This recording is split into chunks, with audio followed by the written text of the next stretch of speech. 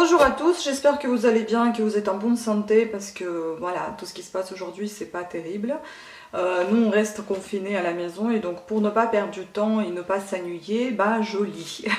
Donc aujourd'hui je vais je vais vous parler de la lecture que j'ai effectuée ces derniers temps. Comme vous vous souvenez bien, j'avais parlé de défis défis littéraires de lecture par couleur en fait. Et donc voilà, j'ai fait une petite partie de mon défi déjà. J'en ai lu 3 livres. Voilà, ces trois-là pour le moment. Je vais vous dire de quoi s'agit-il. Donc, j'avais lu concernant la couleur vert. J'ai mis 5 jours pour finir ce livre. Bon, j'étais pas trop pressée non plus, hein, c'est celui-ci. La mémoire des forêts à la découverte des traces de l'activité humaine en forêt à travers des siècles de Jean-Michel Derrex. Pas mal, je vais vous parler tout de suite de ce livre. Ensuite, j'ai terminé le livre. Je vous dis tout de suite les jours que j'y ai mis pour terminer. Bon, certes, j'ai commencé un peu avant le confinement. Ensuite, j'ai terminé ce livre, Les réponses d'Elizabeth Little. Je l'ai commencé le 15 février, je l'ai fini le 9 mars. Donc, j'ai dû mettre 15, 10, 24 jours à peu près pour le terminer. Bon, c'était un peu long, hein, j'avoue. C'était un peu long pour terminer parce que je vous avoue en fait je mets les dates mais je ne compte pas vraiment les jours que je n'ai pas lu, donc du coup j'ai entamé ce jour là et se peut qu'entre temps 2-3 jours, une semaine je n'ai pas ouvert le livre, donc du coup bah, ça en fait un rallonge. Maintenant j'ai décidé que je vais compter vraiment les jours que j'ai lu, sinon ça sert à rien quoi, c'est pas très révélateur, on va dire ça comme ça. Bon, après tout, je vais essayer de lire quand même tous les jours, un minimum. Et puis celui-ci, donc, c'est donc des nouvelles d'Agafia, Ermite dans la taïga de Vassili Peskov. J'ai commencé 12 novembre quand je l'ai acheté, je l'ai fini 13 mars, mais comme je vous dis encore une fois, je n'ai pas lu ça tous les jours. Donc maintenant, le défi consistait des couleurs. Donc celui-ci, c'était une couleur gris, et gris est désigné ici. Quand on vous dit gris, donc je suppose que vous pensez à quelque chose de terne ou de triste. Lisez un livre qui ne brille pas par son originalité ou dans lequel on trouve 1000 clichés du genre.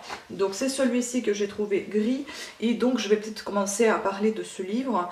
Comme ça vous avez déjà une petite idée de pourquoi je l'ai appelé gris, parce que bah, pour moi c'était un livre assez grisâtre dans le sens où cette pauvre femme, hein, moi je l'appelle cette pauvre femme parce que bon, elle est contente hein, là où elle vit, mais moi en fait si vous voulez, avant de commencer à lire ce livre, je le voyais pas du tout comme ça, la vie dans une forêt. Je voyais plutôt la vie en rose si vous voulez, sans personne autour, au calme, personne ne vous embête, vous êtes parmi la nature, parmi les animaux, la nature, mais enfin attention, ne pensez pas aux animaux de ours par exemple. Et donc il y a des ours qui la visitent régulièrement et ce qui fait vraiment peur. Moi j'ai mon petit calepin où j'ai tout noté. Je vais vous parler de suite de ça. Et puis à la fin je vous évoquerai aussi un autre calepin que j'ai utilisé. J'ai également ce book journal dans lequel je mets petit à petit mes petites notes que je vais consulter pour vous en parler. Donc Agafia, c'était des nouvelles d'Agafia. Vous voyez, c'est par ordre alphabétique. Et donc ici, je colle mon petite image du livre. Je note ici l'auteur, l'année de sortie. Je mets également ma petite note sur 5 étoiles. J'ai mis 3 étoiles à ce livre. Et donc ce que je notais ici, je vais vous parler après plus en détail. Dans mon autre calepin, j'ai plus de détails. Donc c'est la misère. Voilà ce que j'ai mis. Le livre est bien en soi. Pour découvrir le quotidien de... quasi solitaire d'Agafia, quasi car elle reçoit quand même de la visite, donc il y a souvent des gens qui viennent la voir. Elle vit dans la taïga avec son frère et des fois des visiteurs hein, qui viennent la voir de temps en temps. Ce livre parle du quotidien surtout rude et difficile, hein, surtout en temps d'hiver où il n'y a pas de nourriture ou peu de nourriture, où il y a des animaux, enfin non, les ours ils dorment l'hiver plutôt je pense, mais où il y a la difficulté justement vraiment à se nourrir, à se chauffer. Ensuite, comment se nourrir, voilà, comment se soigner, comment survivre. Agafia ne veut pas quitter sa taïga natale où elle est née d'ailleurs, alors que son frère Eurofei est prêt à renoncer à cet inconfort et à la difficulté de survivre avec son handicap, parce que lui, comment dire, il a plus de jambes, donc il vivait avec une seule jambe et l'autre jambe de bois avec laquelle il faisait le potager, etc. Enfin, c'était très difficile pour lui. Donc la phrase mémorable que j'ai notée, c'est de la lutte pour la survie, voilà.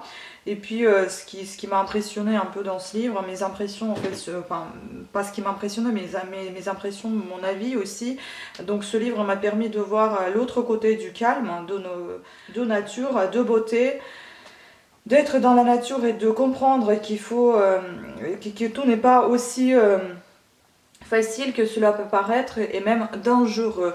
Voilà, c'est ce que je vous ai dit au départ. Et donc ce que j'ai noté dans mon petit calepin, je vais vous dire ça de suite.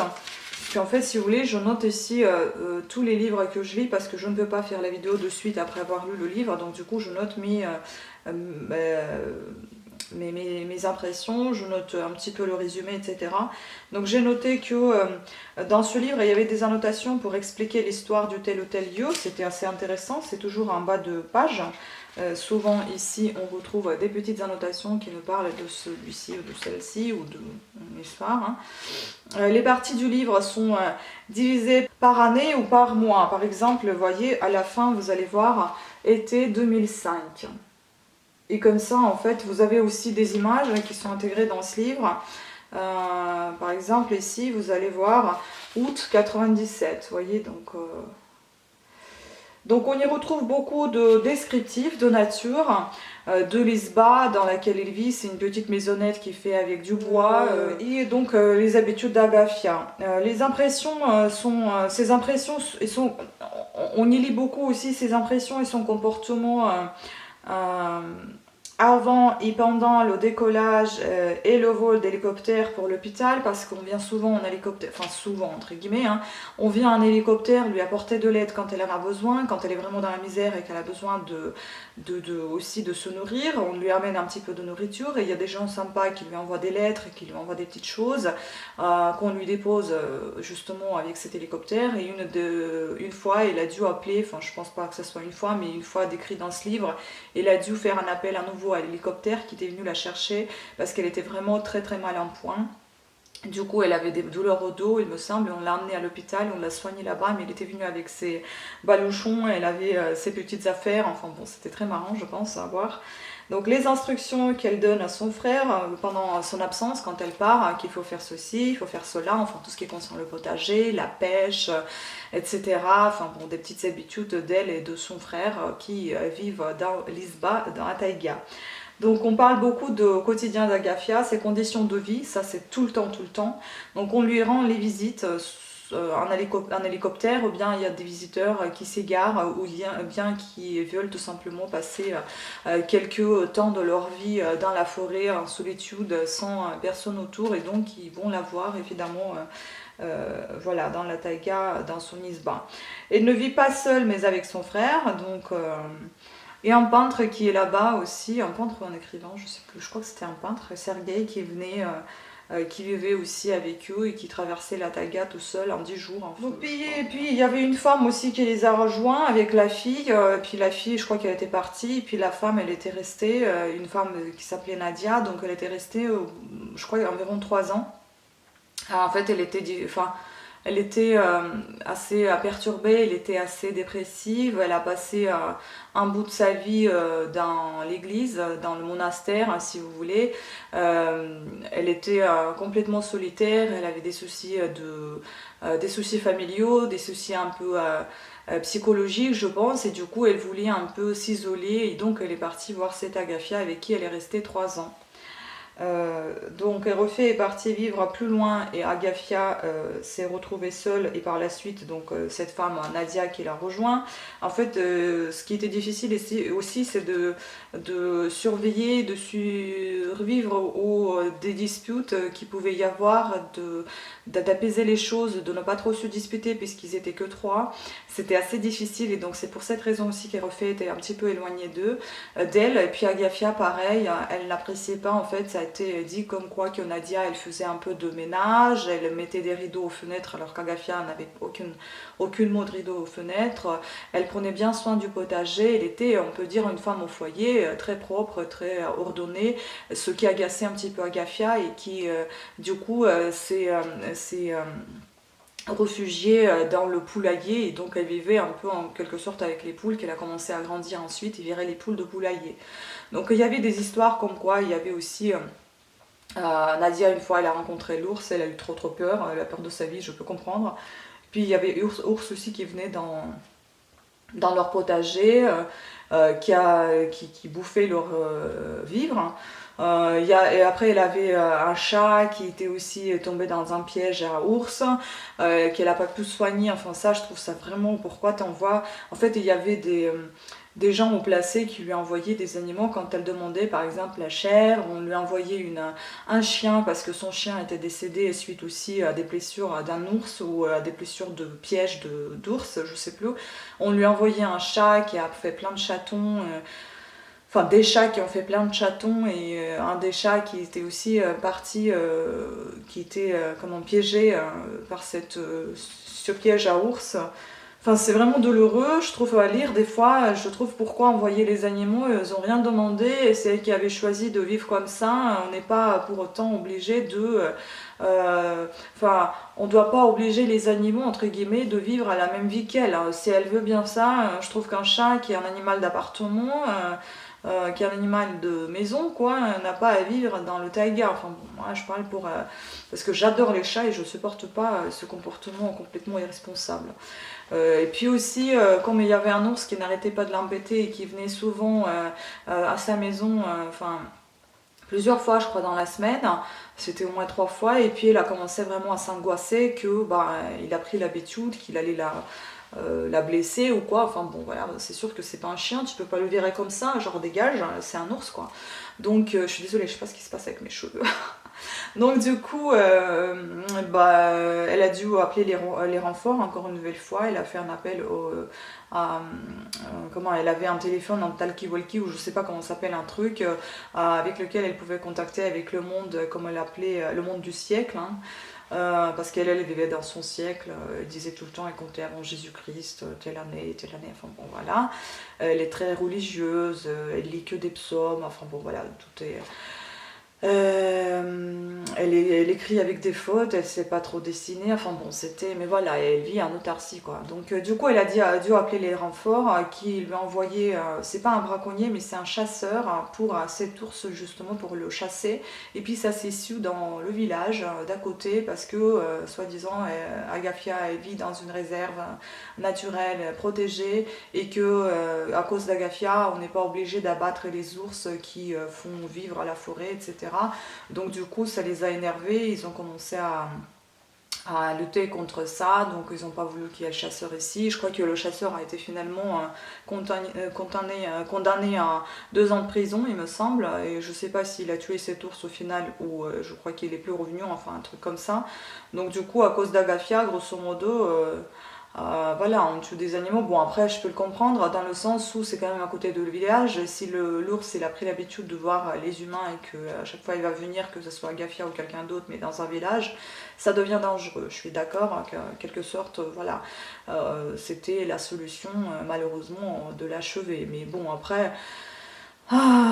Après, franchement, ce livre m'a laissé perplexe, m'a laissé un goût un peu amer parce que, comme je vous ai dit, quand je l'ai ouvert, bah, je me suis imaginé quelque chose de beau. Je ne vais pas vous dire tout ce qui était marqué dans ce livre parce que sinon on ne sortira pas du tout de berge.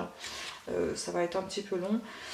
Donc en fait ce livre il était tout sauf ce que j'ai imaginé que ça soit. Donc moi j'imaginais quelque chose d'assez naturel, d'assez sympathique, la vie en rose quoi, hein, donc en vert on va dire plutôt, mais enfin bon c'était pas du tout le cas.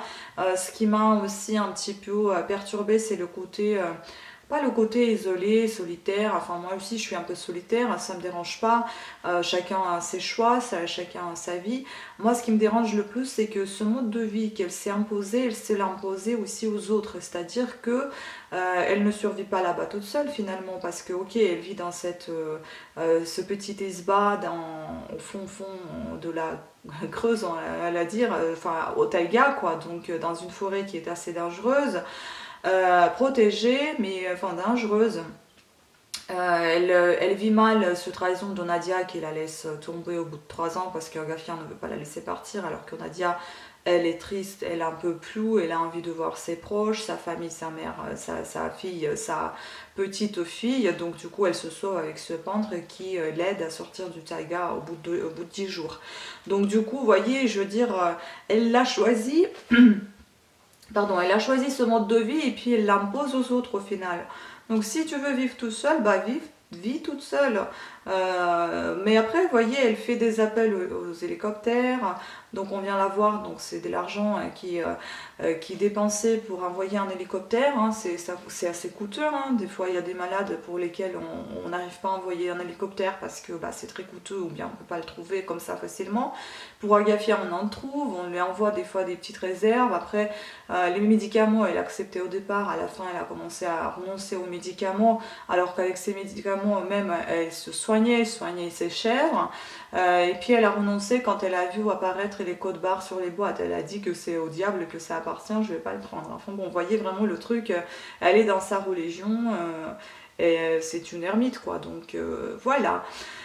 Donc oui, ça m'a laissé un peu perplexe dans le sens, non isolement comme je disais, mais plutôt de... comment dire comment on appelle ça?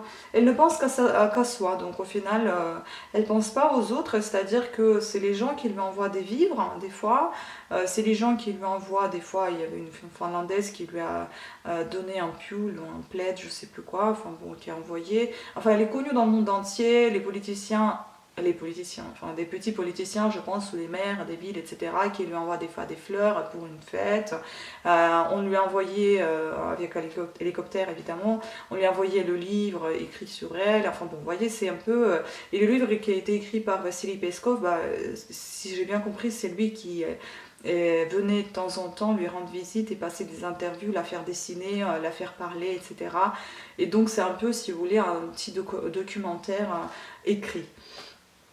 Donc c'est sympa à lire, ça je ne dirais pas non, parce que je trouve que c'est assez intéressant de le savoir, parce qu'on imagine toujours tout est beau, tout est rose, loin de là, mais aussi cette pensée à soi et que à soi, enfin c'est un peu, voilà.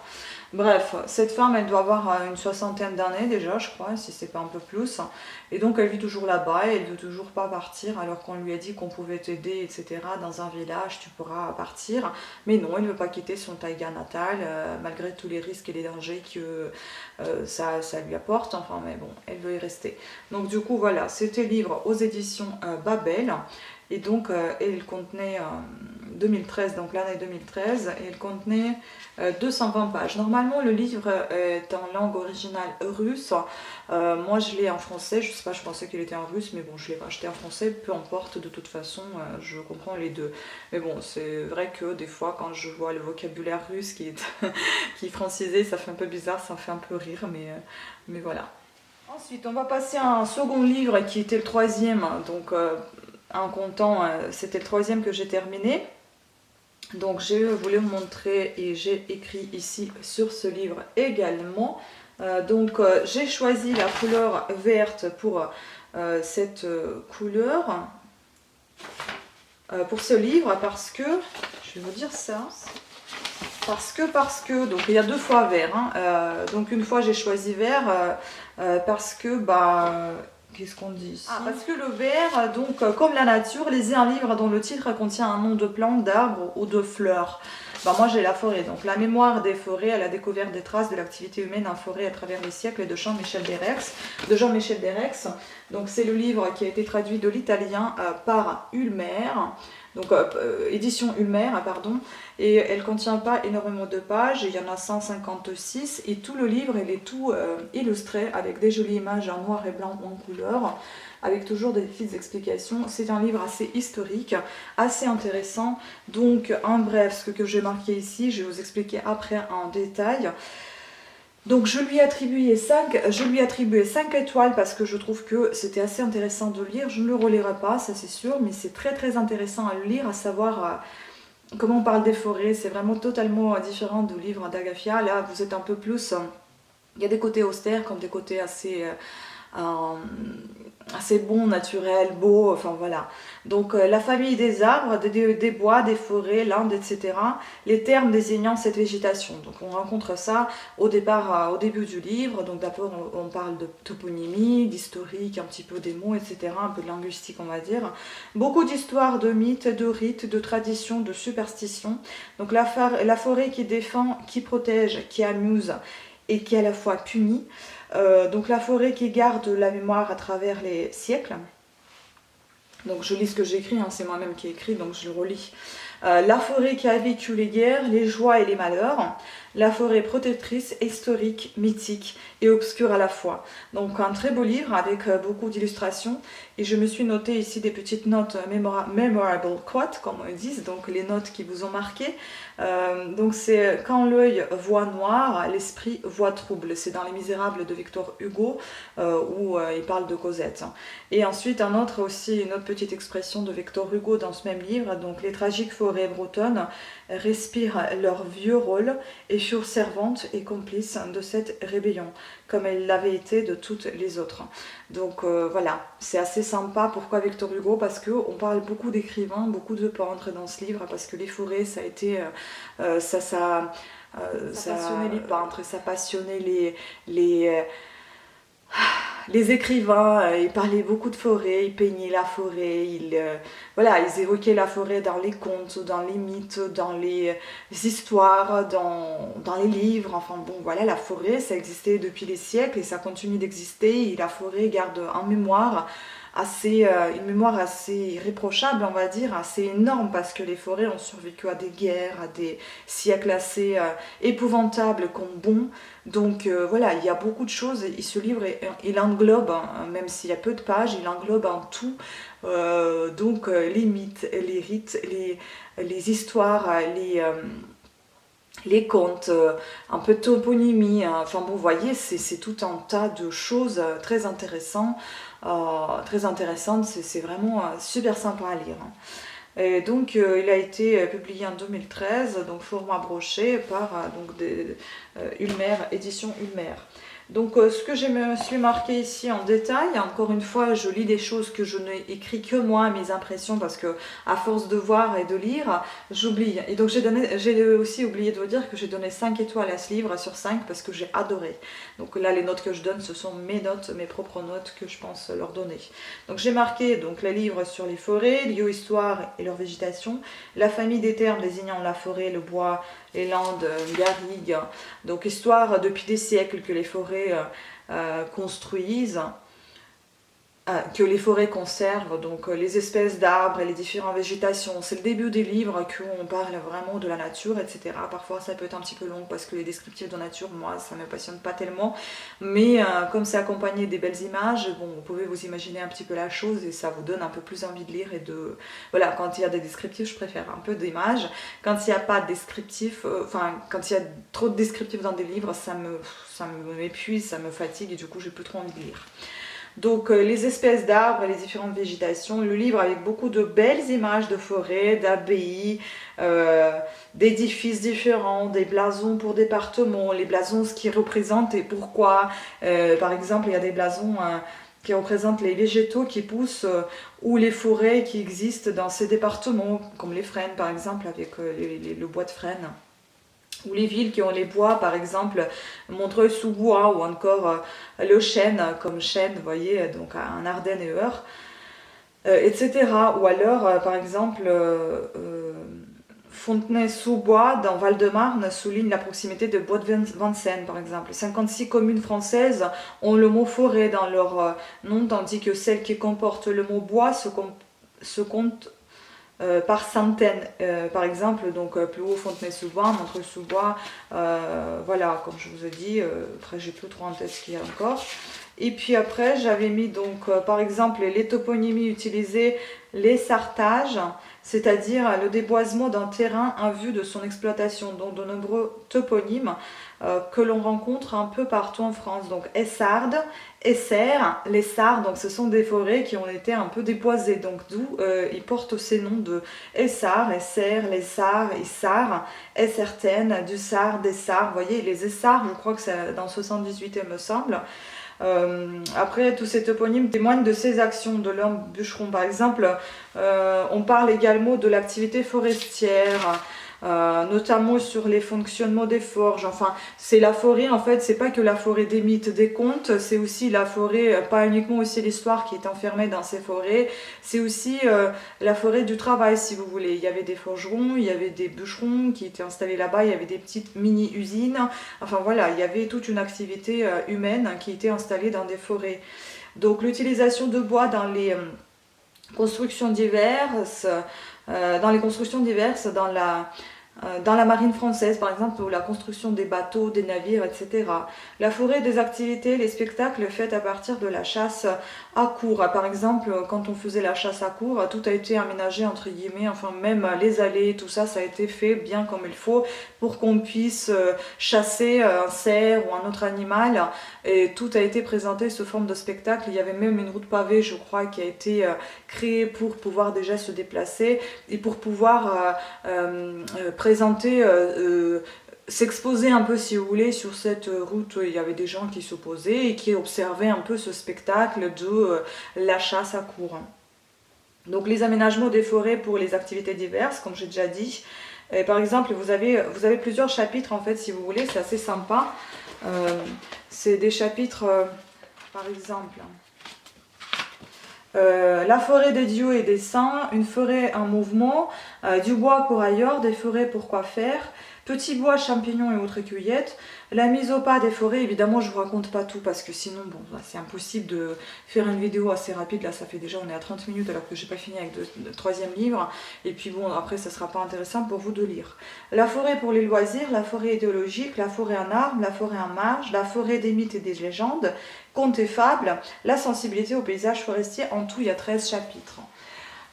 Voilà, donc par exemple la forêt idéologique, désignation des arbres, par exemple la chêne incarnait l'identité de la nation car souvent associée à la justice. Par exemple le sapin parfois a été utilisé comme symbole pour désigner l'Allemagne. Le terme de la forêt noire évoque une forêt de sapins par exemple. Vous voyez, les forêts ont traversé donc les époques et les années de guerre, donc elles gardent la mémoire en événements qui ont marqué l'histoire. Mais vraiment énormément. Puis la forêt des mythes et des légendes, comme par exemple la forêt de Brocéliande en Bretagne. J'y étais d'ailleurs, j'ai adoré cette forêt, c'était très beau, ce lac miroité, c'est la tombe de Merlin, c'était magnifique. La forêt par excellence, donc conte et fable, la forêt par excellence est lien de l'imaginaire. Quand l'œil voit noir, l'esprit est trouble, par exemple de Victor Hugo dans Les Misérables de Cosette quand il parle. Donc comme je vous ai déjà évoqué ça dans mon petit book journal. Ici la forêt est présentée comme un lieu où l'on ne veut pas et ne devons pas rester longtemps, contrairement à Agafia qui ne veut absolument pas quitter cet endroit où elle vit, elle veut y mourir, etc. Enfin, voilà. Donc vous voyez, c'est complètement différent.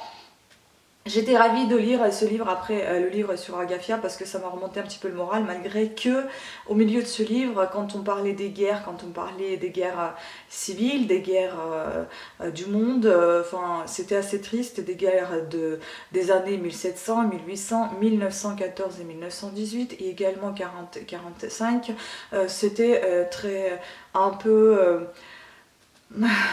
pas sanglant, pas épouvantable, mais c'était un peu désagréable à lire parce que bon, on n'avait pas non plus des détails hyper compliqués à imaginer, mais c'est un peu, voilà, ça pèse un petit peu, et puis après quand vous passez de tout ça aux mythes, aux légendes, c'est assez intéressant. Par contre, il y a des fois des légendes assez qui font vraiment peur, assez noires.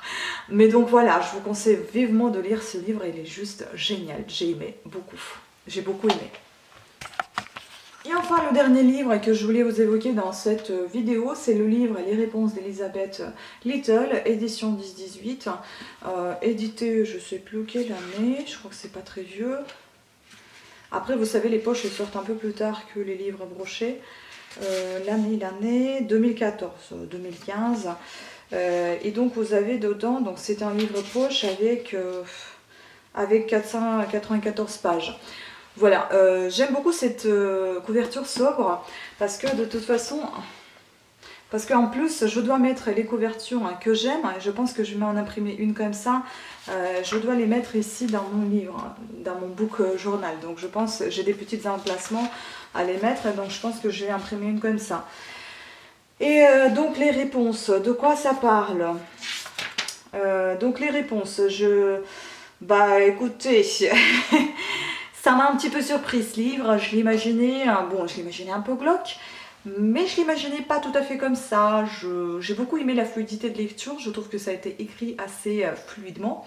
Je sais pas si ça se dit, mais c'était assez compréhensif. Les descriptifs n'étaient pas énormes, et ils étaient bien présents, bien décrits, sans aller jusqu'au dégueulasse, sans aller jusqu'au ennuyant. C'était juste et précis, on peut dire ça comme ça. Donc le livre est bien écrit, se lit facilement. Les descriptifs des lieux et des scènes, vous voyez, j'ai même pas lu encore ce que j'ai écrit ici, je vous le redis, donc heureusement ça me soulage que je me rappelle quand même de ce que j'ai lu il y a un mois, on va dire. Hein. Parce que c'est justement aussi pour cette idée que je me suis fait ce book journal, parce que j'oublie à chaque fois quel livre j'ai lu et si je l'ai lu, de quoi ça parlait. Donc comme ça me permet de revoir les courts résumés que je fais par rapport à ces livres. Une fois que ce journal sera terminé, bah, je vais en créer un autre, moi-même je pense, ou si j'aime tellement, je vais en acheter un deuxième comme ça, et puis je vais continuer à le tenir parce que je trouve que c'est très très utile. Ça vous aide à vous rappeler de ce que vous avez lu. Revenons à nos moutons. Donc ensuite les pensées sont écrites en italique, donc on les distingue bien du reste de texte, que j'aime bien aussi parce que parfois on est confuse à ce qu'on est en train de lire, hein, parce qu'on ne comprend pas des fois est-ce que ça parle de maintenant, de après, de plus tard, de quoi, voilà. Donc vous avez tout ça en italique, c'est ce que la fille pensait, et du coup on sait très bien que ça n'a pas été dit à la voix haute, mais que ça a été passé dans sa tête. Et parfois c'est ça qui devient un peu marrant. Il y a beaucoup d'humour noir, et ça devient un peu marrant dans le sens où, bah bon, c'était son pensée, mais si elle avait dit haut et fort, waouh. Donc ça c'était sympa. Ensuite, donc... les passages d'une année à l'autre sont bien présentés, contrairement à Bussy que j'avais lu et que je comprenais toujours pas dans quelle époque elle était, dans quelle année, etc. Là, je comprenais, je distinguais bien quelle année était quelle. Est-ce que c'était des souvenirs, est-ce que c'était de la nostalgie, est-ce que c'était la réalité, les idées, etc. Donc c'était bien écrit. Et donc une petite confusion entre les personnages. Par contre, bon, ça j'ai souvent souvent quand il y a trop de personnages, je me fais des petites notes, je les marque, sinon je suis perdue. Et donc la fin de ce livre était assez inattendue. J'ai mis 3 étoiles sur 5 parce que j'avais pas trop bien compris la fin. J'ai pensé que ça a été un petit peu bâclé, c'était un peu vite. Je sais pas si ça vaut le coup de vous le raconter. Si vous voulez pas à cet instant arrêter la vidéo pour 2 minutes, non, pour 1 minute. Je vais dire un peu ce que j'en pense et puis vous continuerez par la suite. Je pense en fait c'est que le livre il commence vraiment très malheureusement. Donc c'était très noir. La fille qui tue sa mère et ne sait pas si elle l'a fait réellement. Et à la fin elle tue son père. Et donc de nouveau elle est en prison. Donc en fait ça a commencé par la prison, par le meurtre, ça a fini par le meurtre et par la prison. Voilà, c'est un petit peu bizarre. Et donc ce qui m'a plus touchée, enfin je sais pas touché, pas touché, mais ce que j'ai marqué, donc plus on a de souvenirs, plus on étire sa perception du temps. Même si on ne pourra jamais doubler la mort dans le sprint final, au moins, quant aux muscles, sa mémoire, la course paraît un peu plus longue, hein, donc c'est plutôt pas mal. C'est-à-dire, bon, il faut que je m'applique un peu plus à l'écriture parce que j'ai du mal à me relire. C'est-à-dire qu'on meurt quand même à la fin, mais en ayant vécu davantage. Ça réconforte, hein. Donc, ouais, sympa. Et puis ce que j'ai écrit ici, je vais vous dire ça également. Je vais ranger mon petit calepin, vous voyez, il se range dans ce sorte-là. Je pense, je sais pas si je vous l'ai fait cette vidéo sur cette chaîne, mais s'il n'y a pas sur cette chaîne, j'ai présenté ce book journal sur ma chaîne Vita Beauté, donc n'hésitez pas à aller voir. Les liens sont en général sur ma chaîne, vous pouvez cliquer tout simplement et aller visiter ce que j'ai dit sur ma papeterie. Et donc concernant donc Elizabeth Little, les réponses, qu'est-ce que j'avais marqué moi? Eh ben, j'ai marqué que le livre commence par La sortie de prison de Jenny qui change son nom, donc son identité, elle devient en quelque sorte un peu Miss Invisible. Elle est aidée par son avocat Noah et souhaite disparaître de tête des gens, donc elle a vraiment très envie d'oublier cette histoire et qu'on l'oublie tout simplement. C'est tellement bien écrit et décrit qu'on croirait vraiment être sur place, ça c'est vrai. Les passages d'une année à l'autre, ça je l'ai déjà dit. Donc après le meurtre et également les années de Jane passent en prison sont bien alternés. Voilà, c'est les passages qui sont bien alternés où on parle de la réalité et de prison quand elle était dedans. Ah, on s'y perd pas, on distingue bien les sujets, comme j'ai déjà évoqué. À la sortie de prison, elle mène son petite enquête pour comprendre qui a tué sa mère, qui était les personnes avec qui parlait sa mère, qu'elle a entendu dans son dressing, quand elle était dans son dressing, qu'elle a entendu sa mère parler avec certaines personnes, et c'est là qu'elle commence à faire un petit liaison avec les noms qu'elle avait entendus, et qu'elle commence à chercher. Donc c'est Tessa, Adeline et Jane. Donc elle cherche ces gens-là, mais bon, Jane, c'est elle. Hein. Un petit détail, donc, mais que j'ai aimé de ce livre, c'est que les pensées de Jane, voilà, sont écrites en italique, comme je l'ai déjà dit. Ah oui, il y avait un peu d'humour noir à la page 124. Alors attendez, qu'est-ce que c'était, je vais vous dire. Ouais, salut. Je sais qu'on se connaît pas et tout ça, mais est-ce que par hasard, l'un d'entre vous n'aurait pas tué ma mère? Une blonde Hitchcockienne glacée, vachement jolie, avec des nichons comme ça. Hein. Aucun problème si c'est vous. Sérieux, j'y avais pensé plein de fois moi-même. Ça nous fera un truc en commun. Donc, vous voyez, c'est un peu vraiment l'humour noir. Bon. Mais en fait, vous imaginez un peu la fille, ça me rappelle beaucoup Elisabeth Salander, par exemple, dans Millennium. Ça me fait vraiment penser énormément à cette fille-là qui était complètement invisible, enfin, pensait être invisible, mais qui était complètement visible dans le sens, c'est quelqu'un qui est un personnage assez haute de couleur, un peu gothique, mais invisible dans le sens effacé. Voilà, donc c'est un peu pareil. Donc Jenny revient sur les pas de sa mère dans son enfance, elle cherche les réponses dans sa ville natale, elle cherche parmi ses amis, parmi sa famille, etc. Donc elle cherche qui a pu tuer sa mère. Et donc elle fait son propre enquête, on y parle beaucoup de drogue, d'argent, de mauvaise fréquentation, de marques, de luxe, etc. C'est un monde un peu luxueux à la fois... pas pauvre, mais pauvre mentalement, je pense, parce que il n'y a aucun sentiment entre la mère et la fille. On dirait qu'elles se détestaient tout au long de leur vie, de sa vie, de la vie de mère. Hein. Donc Jenny mène enquête sur le meurtre de sa mère et en même temps cherche son père et les journaux mènent enquête sur elle. Donc c'est un boucle, vous voyez, infernal. C'est presque la chasse à l'homme parce que dès qu'on entend un truc de Jenny, elle était là, elle était là-bas, on en parle aux infos, on parle aux journaux, enfin bon voilà, on la cherche partout. On sait qu'elle est sortie du prison, donc voilà.